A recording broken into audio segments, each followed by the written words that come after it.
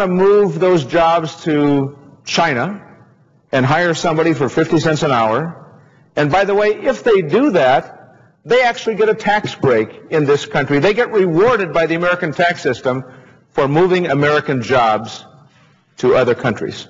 That is an unbelievably ignorant and pernicious part of our tax code and needs to be changed. I've offered amendment after amendment on it here on the floor of the Senate, and the President in his State of the Union address last week indicated that he felt that we needed to do this and do it soon.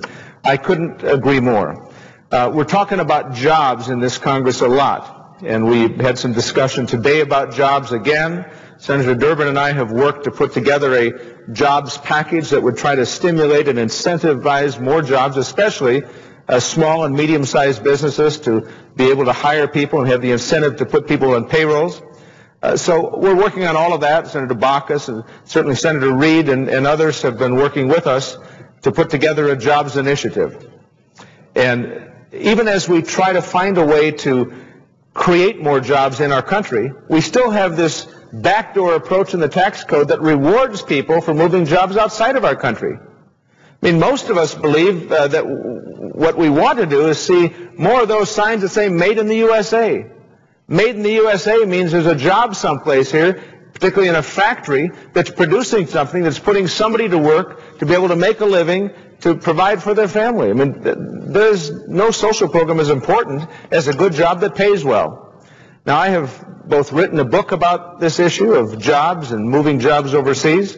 I have spoken on the floor so many times, people have either nearly or completely gotten tired of it. But the stories are legend of what has happened in recent years. I mean, all of the little things that we know and have expected to be American-made, almost all of those things are gone. Radio Flyer Little Red Wagon. We've all ridden in Radio Flyer Little Red Wagon. It was a 110-year-old company in this country. They made those wagons for kids in America, made in Illinois. Not anymore. All those Radio Flyer Little Red Wagons are made in China. Huffy bicycles. All those people in Ohio lost their jobs. They were all fired. And all those bicycles are now made in China. In the book I wrote, I told the story about the last day at work at Huffy Bicycles in Ohio. And those workers, as they left their parking lot, they left an empty pair of shoes in the space where their car was parked.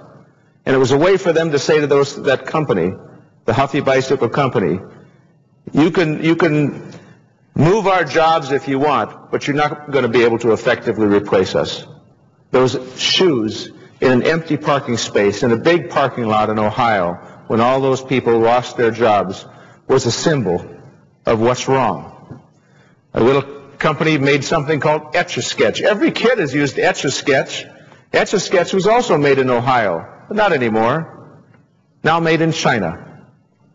And the list goes on and on and on. Those American products that are gone in search of 50-cent labor and higher profits. And the people that make these products, Radio Flyer Little Red Wagons, or Huffy Bicycles, or Etch-a-Sketch, or yes, even airplanes, the people that make these products ask the question, what's wrong with my work? And the answer is nothing's wrong with your work. You just can't compete with somebody that makes 50 cents an hour. And the second question is, should I have to compete with somebody that makes 50 cents an hour? And the answer to that is no, you shouldn't. This country needs a vibrant manufacturing base and needs to fix this unbelievable tax provision that says you move your jobs overseas, we'll give you a tax break. In order to retain a manufacturing base in this country, we need to reward the production of things in this country. Made in the USA should not be a distant memory. Made in the USA ought to be something applied to things that are made here that we're proud of.